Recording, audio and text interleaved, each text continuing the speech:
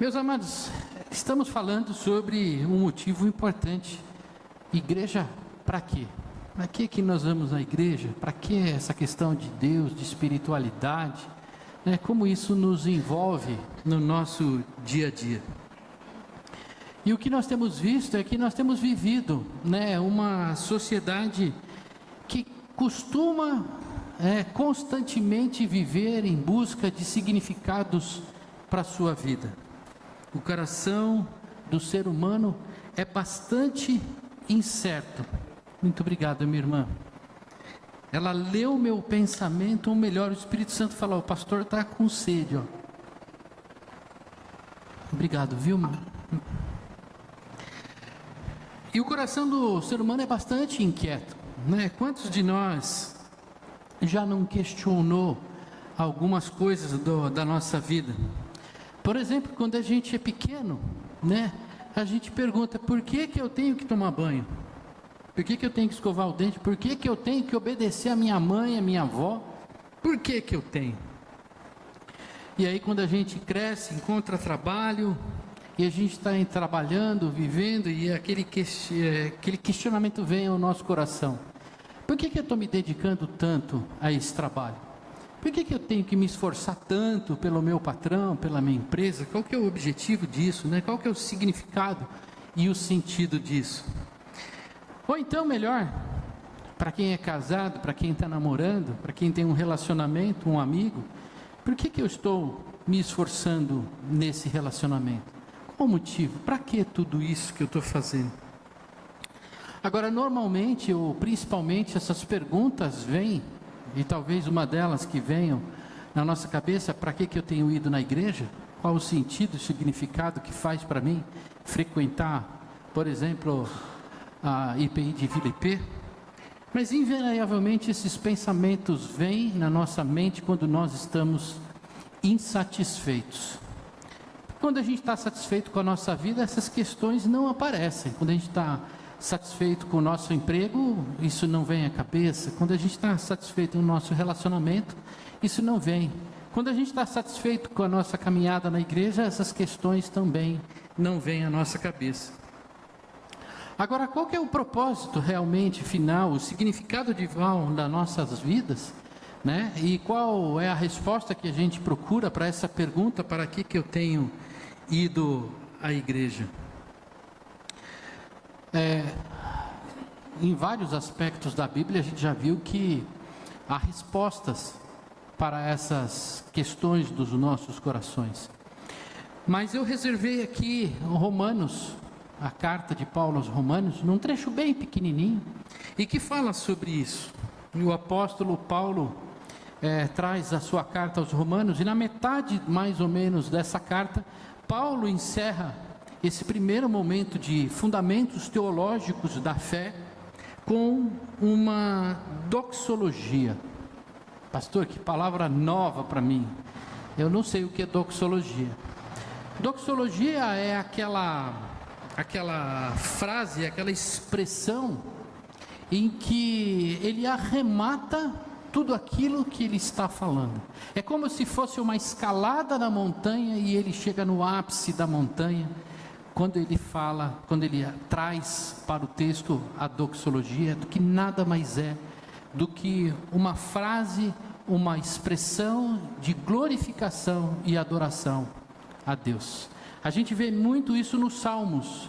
E Paulo não termina a carta aos Romanos com a doxologia, mas após ele vir trazendo todos os fundamentos da fé, então ele vem e encerra com essa verdade, nesse ápice do discurso teológico de Paulo, que é o que está em Romanos 11, de 33 a 36. Romanos 11, fica depois de Gênesis. Nossa, pastor, essa piada é antiga, Romanos 11, versos 33 a 36. Peço perdão, mas acho que hoje a gente não vai ter a projeção do versículo. Então, hoje eu libero você para olhar o seu celular enquanto a gente lê a palavra. Se você não tem a sua Bíblia, não conseguiu achar no celular, Romanos 11, 33 a 36. Então, mesmo assentados, prestando atenção em reverência, ouçam o que a palavra do Senhor nos revela nessa noite. Ó profundidade da riqueza, tanto da sabedoria como do conhecimento de Deus, quão inexplicáveis são os seus juízos e quão insondáveis são os seus caminhos. Pois quem conheceu a mente do Senhor, ou quem foi o seu conselheiro? Ou quem primeiro deu alguma coisa a Deus para que isso lhe seja restituído? Porque dele, e por meio dele, e para ele são todas as coisas. A ele seja a glória para sempre. Amém. Pai, obrigado, Senhor, mais uma vez pela Tua palavra. Senhor, obrigado por nos aceitar na Tua presença, Senhor. E obrigado, Senhor, por receber o nosso louvor e a nossa adoração. Agora, diante desse diálogo que temos contigo nessa noite, estamos, Senhor, de ouvidos abertos, Senhor, e coração aberto a Ti, preparado para receber a Tua palavra e o Teu ensinamento. Que o Teu Espírito Santo, meu Pai, nos revele aquilo que o Senhor tem para nós nessa noite, em nome de Jesus, amém. Apenas um versículo, e com tantas coisas importantes que ele tem para nos falar. Às vezes a gente acha que muitos versículos nos trarão muitas informações e poucos versículos falará pouco a nós. Na verdade, quem fala é o Espírito Santo. Às vezes, numa palavra, ele fala muitas coisas para nós. Porque dele, e por meio dele, e para ele são todas as coisas. A ele seja a glória para sempre. Amém. Diante desse texto, eu quero trazer 3 verdades que o apóstolo Paulo nos ensina aqui e uma conclusão. A primeira verdade, amada igreja, é que porque dele são todas as coisas. Tudo começa com Deus, ele é o Criador soberano e a fonte de todas as coisas. O universo, a história, a vida, tudo tem origem em Deus. Pois nele foram criadas todas as coisas, diz Paulo aos Colossenses 1,16. Nos céus e sobre a terra, as visíveis e as invisíveis, sejam tronos, sejam soberanias, quer principados, quer potestades, tudo foi criado dele e para ele. Qual a grande questão que nós vivemos nos dias de hoje? É que muitas vezes nós somos impactados pelas nossas verdades. E nós queremos, então, basear aquilo que a gente crê e vive a partir das perspectivas, daquilo que a gente põe no nosso coração. E aí muitas vezes questionamos, ou as pessoas questionam, será que de fato Deus existe? Será que o Hamas foi feito por Deus? Será que as guerras? Será que todos os conflitos? Será que o cativeiro? Será que o sol? Será que a lua? O que será que foi feito? Será que foi feito a partir de Deus? Deus existe de fato? E muitas vezes a gente escuta a palavra de Deus, a revelação de Deus através da Bíblia, que nos mostra, nos ensina que tudo veio de Deus. Do nada Deus fez por sua palavra que tudo existir.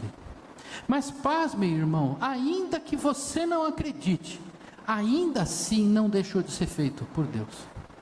Ainda que nós olhemos e pensemos que Deus não existe, não é o fato de nós pensarmos que Ele não existe que Ele deixa de existir.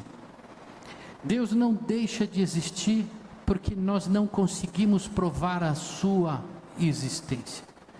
Talvez esteja aí um grande mal da humanidade nos dias de hoje, em que a filosofia, a linguística chama de pós-verdade.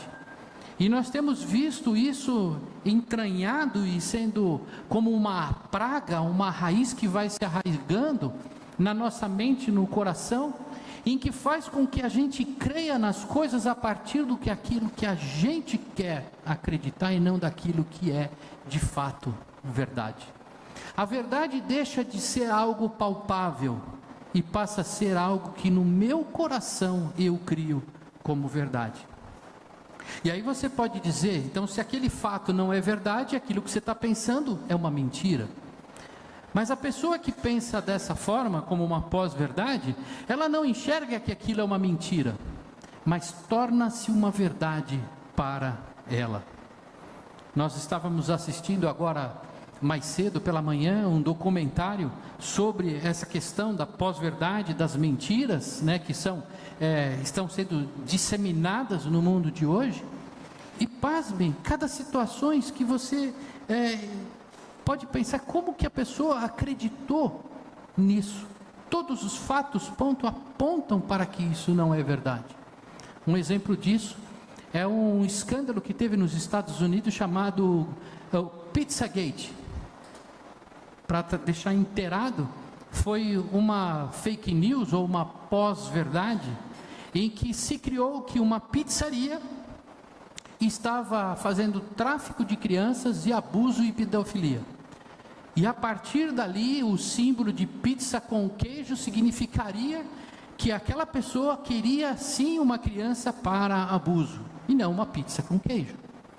E aquela mentira ou aquela pós-verdade foi criando um ar de verdade, e grandes pessoas, importantes pessoas do mundo político começaram a fazer ligações que de fato naquela pizzaria existia então abuso de crianças.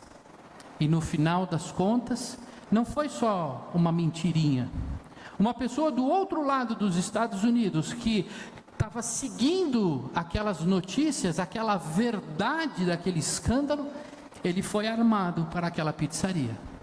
E ele entrou naquela pizzaria com famílias, com todo mundo lá, com uma metralhadora na mão, com uma arma na outra, mandou todo mundo sair porque dali ele ia salvar todas as crianças que estavam presas dentro da pizzaria. Final da história, o homem se rendeu com as mãos para cima, porque ele viu que naquela pizzaria, pizza com queijo é pizza com queijo. Ele estragou a sua vida, porque ele acreditou que aquela verdade que estava sendo falada, veiculada nas mídias, nas redes sociais, era verdade para ele. E essa verdade fez ele tomar atitudes. E eu pergunto para vocês, para a amada igreja hoje, quantas vezes a gente não toma direção na nossa vida profissional, nos nossos relacionamentos e também na nossa espiritualidade, quando a gente toma como verdade aquilo que a gente acha que é verdade. E quando a gente olha para Deus, e olha para a ação e para o poder de Deus no mundo, o que a gente vê, a gente não vê nada. Porque a pós-verdade que nós colocamos no nosso coração não deixa enxergar que, ainda que a gente não consiga provar cientificamente, foi Deus que criou os céus e a terra. Quando deixamos de olhar para o nosso Criador, perdemos a referência da nossa existência e passamos a viver angustiados. Esse é o grande problema. Quando a gente perde a referência da revelação bíblica que diz que Deus criou os céus e a terra. Ele é poderoso.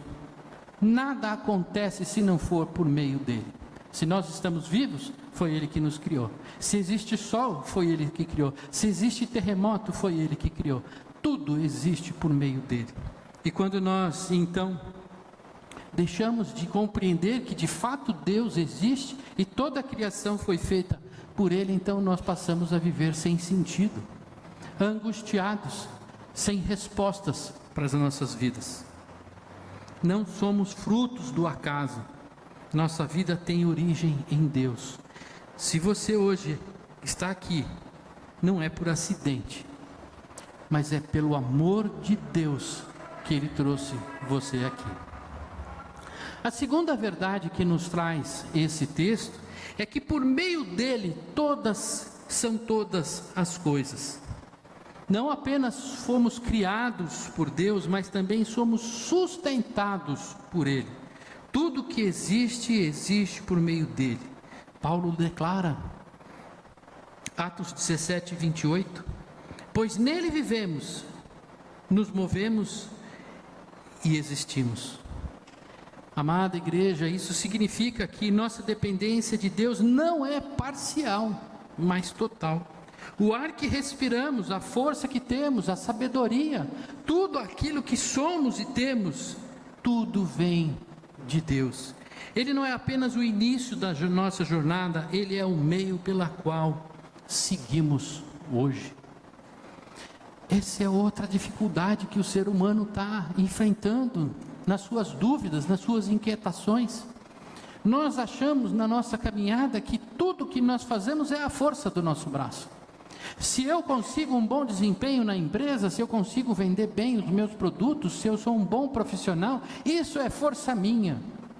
Foi o meu estudo, foi a minha sabedoria, foi tudo que eu fiz é força do meu braço. E Deus nisso? Deus me abençoa, mas fui eu que conquistei. E nós somos levados a acreditar que nós fomos filhos do rei, e porque somos filhos do rei, então toda a nossa caminhada passa a apontar para o que nós conseguimos. E a gente acaba esquecendo que se não for o amor, a misericórdia de Deus, nada vem sobre a nossa vida. Para quem leu e está acompanhando, Jó traz uma ilustração muito boa dessa ação de Deus e a compreensão de Jó de que tudo o que ele estava vivendo não era por meio dele, mas era o próprio Deus que estava fazendo. Jó foi uma pessoa que teve riqueza, teve vários servos, teve um monte de coisa e perdeu tudo. E ele podia questionar Deus, mas ele sabia que Deus era com ele e Deus não falha. Somos chamados a viver uma vida de confiança e gratidão. Não há espaço para orgulho ou autossuficiência. Nossa força, nossa saúde, recursos, tudo vem de Deus. E é importante que a gente repare, lembre a respeito disso. Eu fico imaginando uma ilustração que talvez nos leve a compreender o que é essa dependência. Que talvez apenas as palavras não façam a gente lembrar, mas quando a gente faz uma ilustração, a gente talvez consiga enxergar melhor. Imagina um fazendeiro que tem uma fazenda grande e a única fonte de água daquela fazenda é um açude. E lá naquele açude tem um olho d'água da onde brota uma nascente e toda a água da fazenda está ligada àquela nascente. A gente pode olhar que o gado sai do curral, certo? E vai tomar água durante o dia. O cavalo sai do estábulo. As ovelhas saem do aprisco, aguardaram o culto passado. Eles saem de lá, os animais saem e vão beber água. A irrigação da fazenda vem daquela água. Deus é esse açude na nossa vida. Tudo que a gente faz, vive, depende da água desse açude. A nossa vida depende dessa água que brota e vem sobre as nossas vidas.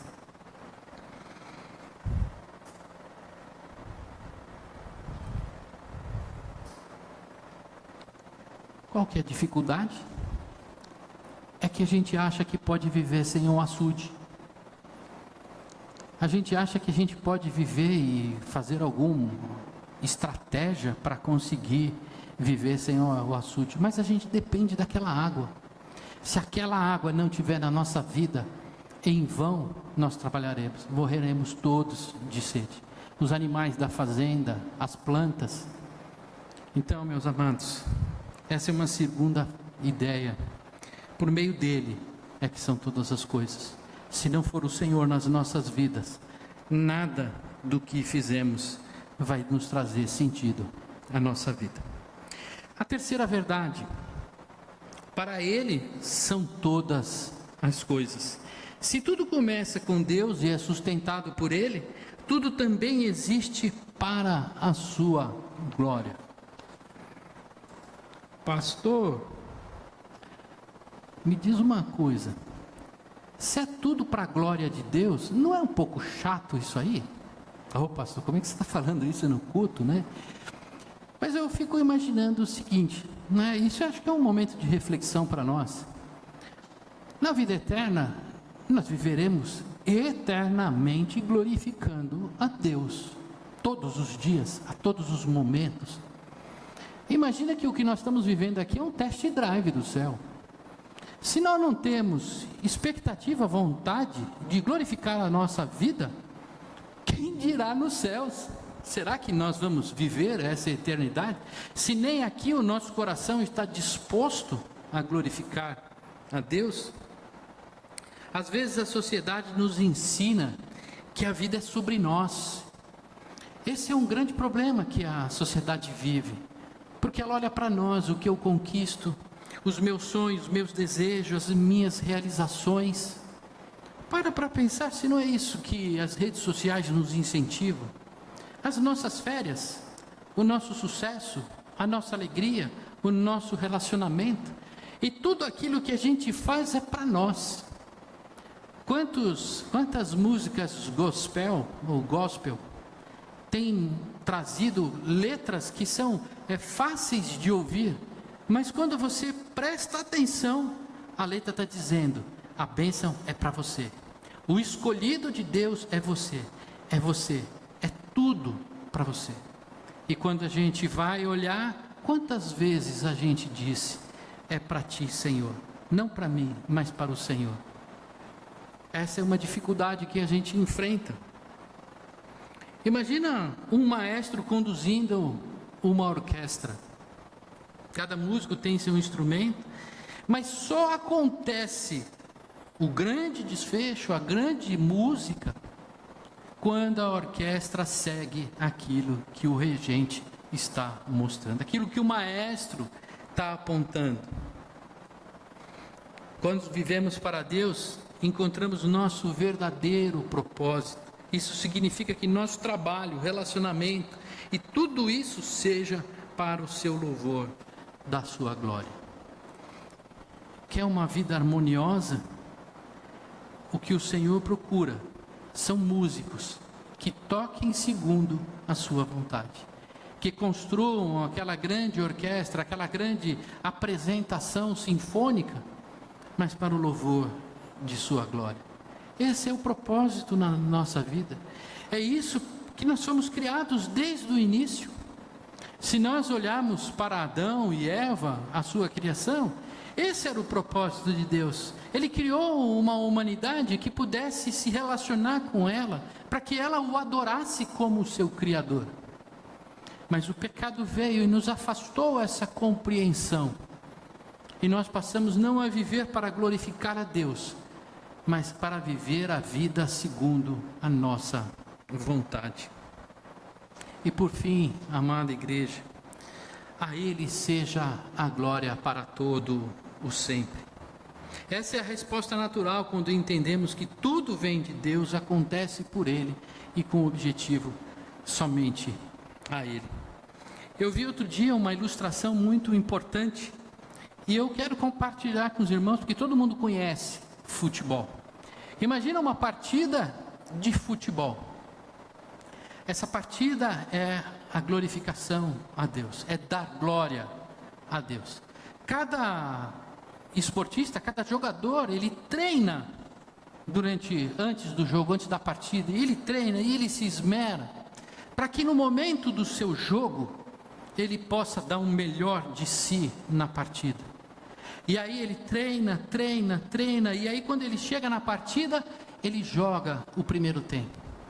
E ele joga o primeiro tempo com todo o seu esforço, e aí o tempo para, ele vem para o tempo técnico, conversa, faz a pré-eleição, descansa, toma um banho, camisa nova e volta para o jogo. Essa é a nossa vida como cristãos. Nós somos preparados, chamados por Deus para pregar o Evangelho, para glorificar a Deus na nossa caminhada todos os dias.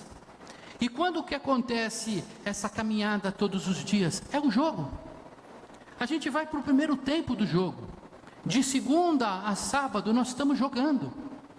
E esse jogo é falar com o meu irmão que está do meu vizinho ali do lado, o meu parente, o amigo da escola.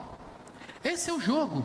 Falar com o meu irmão da igreja, Mas fala, não fazer uma ação de evangelística, não, é glorificar a Deus através das nossas vidas, mostrando como Jesus nos ensinou a viver, e ensinando Ele que Deus está vivo, e Ele é a razão da nossa vida, e vai ser a razão da vida dele também.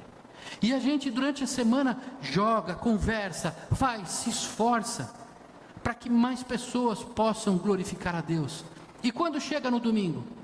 Quando chega no domingo, nós deixamos esse primeiro tempo do nosso jogo, e nos reunimos lá no vestiário, que é aqui, o templo. Nós viemos aqui, e aqui nós somos preparados por Deus para o segundo tempo. Aqui nós recebemos a palavra, aqui nós oramos a Deus, aqui nós glorificamos a Deus, e esse tempo de intervalo é o tempo que nos dá o refrigério e o reforço. E na segunda-feira a gente volta para o jogo, e a gente glorifica a Deus em cada momento da nossa vida. Meus amados, esse é o nosso grande desafio da nossa vida. Como que a gente ressignifica a nossa vida? Aonde que está a resposta? Para que igreja? Igreja para quê? O significado da igreja é também glorificar a Deus com as nossas vidas. É através da nossa vida comunitária, é a nossa vida como igreja de Jesus Cristo, que a gente glorifica a Deus. Que todos os dias da nossa vida a gente possa glorificar a Deus com tudo aquilo que Ele tem nos ensinado na nossa caminhada. Amém? Vamos orar mais uma vez? Pai querido, Deus eterno e amado, obrigado, Senhor, pelo mover do Teu Espírito, Senhor, sobre nossas vidas. Senhor, quantos de nós, Senhor, precisamos ressignificar, meu Pai, a nossa caminhada? Talvez, Senhor, já professemos a nossa fé diante de Ti há muitos anos. Senhor, não temos dúvidas, Senhor, de quem nós cremos. Mas, Senhor, talvez a nossa fé, a nossa caminhada tenha perdido o significado. E talvez a angústia venha no nosso coração, Senhor, levantando inquietações e perguntas que muitas vezes não encontramos a resposta. Mas a resposta o Senhor nos revela, Senhor, através da Tua palavra, Senhor, que a nossa vida encontra significado a partir do momento, Senhor, que compreendemos, Senhor, que existimos por Tua causa, vivemos por Tua causa e vivemos também, Senhor, para glorificar a Ti.